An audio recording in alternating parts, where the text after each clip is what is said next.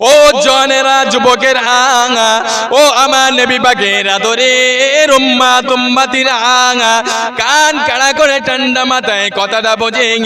আল্লাহ নবী পাক জবানে ঘোষণা করলেন, ইন্নাল্লাহা তাআলা হারামা আলাল আরদি আন তাকুলা আজসাদাল আম্বিয়া। আল্লাহ পাক तमाम নবী আলাইহিমুস সালামদের জিসম মোবারকটা, আল্লাহ পাক तमाम নবী আলাইহিমুস সালামদের বাদান মোবারকটা, আল্লাহ পাক तमाम নবী আলাইহিমুস সালামদের শরীর মোবারকটা মাটির জন্য খাওয়া আল্লাহ পাক হারাম করে দিয়েছেন। জোরে বলুন সুবহানাল্লাহ, আর একটু জোরে বলুন সুবহানাল্লাহ। আল্লাহর নবী যেদিন মেরাজে যাচ্ছিলেন, আল্লাহর নবী মুসা আলাইহিস সালামের কবরের ভিতরে দেখলেন, নবী মুসা আলাইহিস সালাম কবরের ভিতরে আল্লাহ পাকের নামাজ পড়ছিলেন। যদি নবী মুসা আলাইহিস সালাম কবরের ভিতরে আল্লাহ পাকের নামাজ পড়তে পারেন, আমাদের নবী কবরের ভিতরে জিন্দা থাকতে পারে না?